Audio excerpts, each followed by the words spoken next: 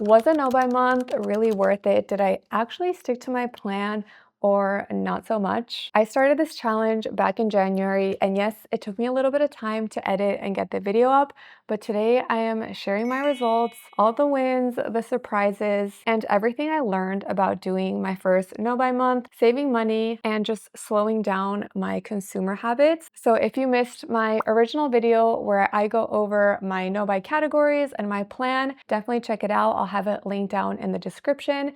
But without further ado, welcome or welcome back. I'm Carla.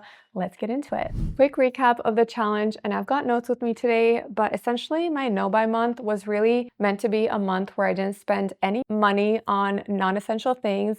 And like I mentioned in my first video, I go over all my categories that I set rules for myself that I wasn't going to be buying any of in January, as well as any exceptions to the rule for a few of the categories. And the reason I set very particular categories ahead of time was so that I knew what was allowed and what wasn't allowed, so that I couldn't cheat my way around my own system. And truly it was a mini experiment on myself to see how I spend and why. So now for the results and savings, because I know that's probably why you clicked on this video. There were some categories that surprised me and some that didn't.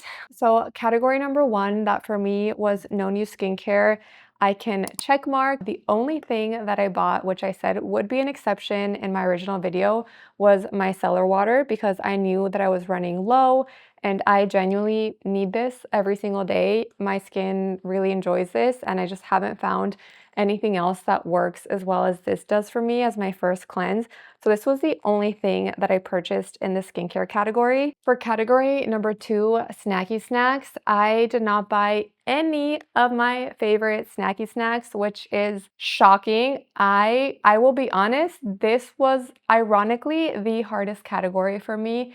I love my snacks. Like I said, I love my siete chips. I love my Koya protein drinks. And I cannot tell you the last time that I have gone a full 4 weeks without purchasing any of my favorite snacky snacks. And the first 2 weeks were by far the hardest. If you are an Amazon Prime member, and you also shop at Whole Foods, you know how difficult it is to not buy something when the Prime savings are so good. When your favorite bag of chips is $2 or $3 off, you're like, hello, of course I'm gonna get some.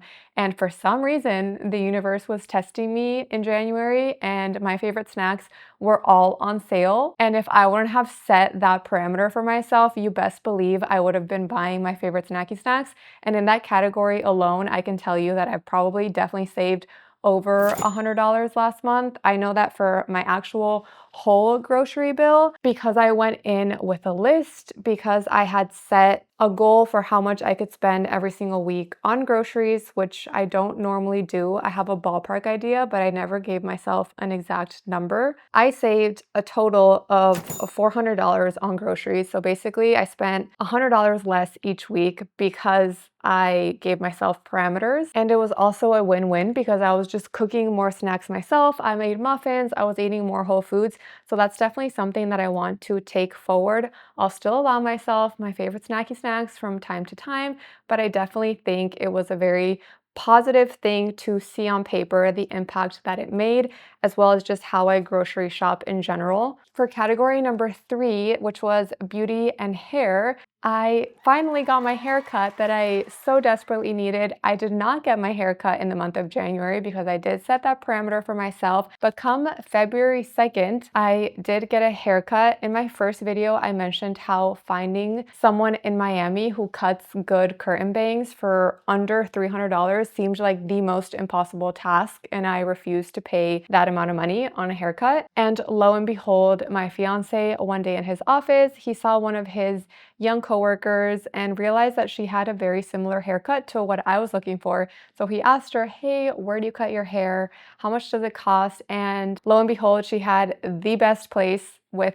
a girl that I am now obsessed with. I love how she cut my hair, and it cost me under $100, including with a blowout. If I would have just gotten the haircut alone before tip or anything, it would have been $55, which is, I can't even express how cheap that is for Miami. I have never found a place, let alone a place that did a fantastic job. That is to say that if you keep looking, you can find a place to get your hair cut for a lot cheaper. And now I have a place that every few months I can go get my haircut and or I can trim my bangs for 20 bucks, which is amazing. So I did spend that in February, but I did still accomplish no new nail polish and no new hair styling tools, heat, cuts, or anything like that in January. So that was a zero expense category. And then for my last category, which was eating out and Uber Eats, I did mention that the only exception would be when I hit 1,000 subscribers and also when my fiance ran his Miami half marathon. So we did treat ourselves to an Uber Eats night that night of his marathon to celebrate with no regrets because we planned for it and we were so good for the whole entire month. And he honestly was so exhausted that day that after running, he basically couldn't move off of the floor or out of the apartment. So it was a great way to just watch a movie and do something special in a way that we enjoyed, as well as celebrate each other. Now for the challenges and surprises, like I said, the first few weeks were definitely the most challenging because I was just doing things out of habit, wanting to pick out my favorite snacks out of habit, wanting to look online at skincare or clothing items. One thing that I did that really helped was to genuinely just not look at things online and or not window shop. That helped a lot too. And like I said, I also did curate my social media feeds so that I wasn't getting a lot of consumerism based videos. If anything, I started now getting so many things on my feed about saving money, investing, things to not buy. And that also really helped keep me motivated. And that's also why I'm making this video, because obviously if you clicked on this video, most likely you are trying to do something similar for yourself. So hopefully this can show you that you can do it, even if you're someone that tends to have more consumerism-based habits, because that's me. I have also struggled with that. I'm by no means perfect, but if I can do it, you can certainly do it too. And I did have moments where I almost caved, but then I found small ways to redirect myself, reminding myself what my goals were for the month, reminding myself that this was only for 4 weeks, that I can do it. Also finding other forms, like I mentioned in my first video, to get dopamine, whether that's working out, editing my videos, doing other things to get that source of dopamine other than just press add to cart and buy now. And I'm also so glad that I did that for the month of January because I did have some unexpected expenses that came up. So the fact that I spent less and did a no buy month really helped me out. For example, I did incorporate my LLC. So I started my business, which is so exciting. If that's something that you're curious about or you want me to document a little bit more of, let me know. I would definitely be happy to do that. But that in itself was an expense of around $284 to get my LLC set up. I used a registered agent to help me file and everything like that. So the fact that I saved $400 on groceries kind of went into starting my business and getting that set up, at least the beginning steps of it, as well as income was a little bit lower this month. So it ended up being a really good month to do a no buy month. And I'm so glad that I did it because now I can take these little habits and things that I've noticed about myself or things that can help me be more mindful when spending my money into what is now February. I've been actually applying a lot of the things that I've been doing in January. I also made a separate video for the whole entire year and things that I am not buying in 2026 to try to follow along on these patterns and hopefully be very intentional and mindful with my money this year and hitting some of my financial goals, as well as just finding real value in all the things that I choose to bring into my life. So if you're in a similar headspace, then I highly encourage you to embark on a low buy or a no buy month or months or years. You'd be so surprised at how much you are going to learn about yourself and why you spend on the things that you spend. As for overall lessons that I learned, and this isn't anything new, but truly small habits really do add up. It's all the tiny little things that compound over time.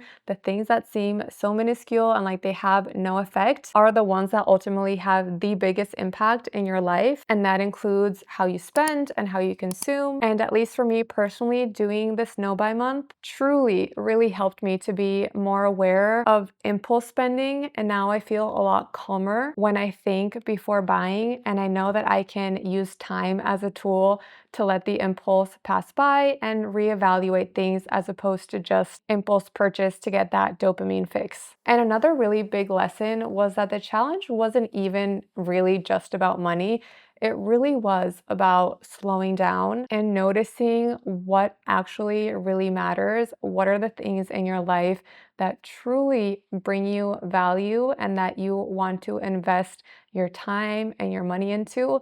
And everything else is just noise around you. And I think once you start to tap into that, it makes it so much easier. And that doesn't mean that it's not a muscle that you have to constantly practice, because we are in societies and environments that constantly push more and more and more on us. And don't get me wrong, I love things. I love nice things. I love aspects of minimalism, but I am by no means a true minimalist myself. But I think that there are definitely habits worth keeping and also just exploring to see how you can adapt them to your life as you evolve, as your interests, your values, your financial situation evolves. And I think that this is a really good place to start, and it's not as intimidating as you might think that it is. If you want to try your own no buy challenge, you can also start small. Even a week or a single category can teach you a lot. I know for me, I'm definitely going to continue planning, making lists to go to the grocery, giving myself time before buying things, and definitely tracking my spending so that I can notice the impact that it has and have that radical accountability. If there's one thing that I know most of us don't want to do, and you're probably in that boat, is hardcore tracking.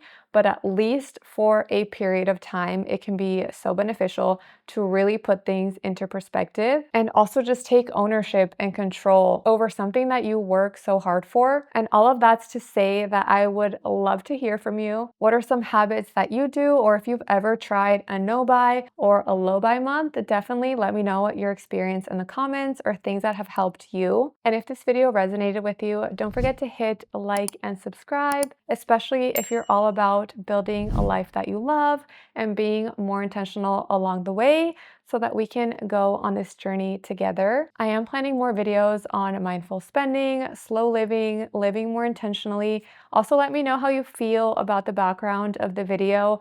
I don't know if you've noticed, but I've been switching it up a little bit. I've said this in past videos, but I do live in a small studio, so I am very limited by the areas where I can film, but I'd love to hear your feedback. And as always, thank you so much for taking time out of your day to spend it with me, and I hope to catch you in one of my next videos.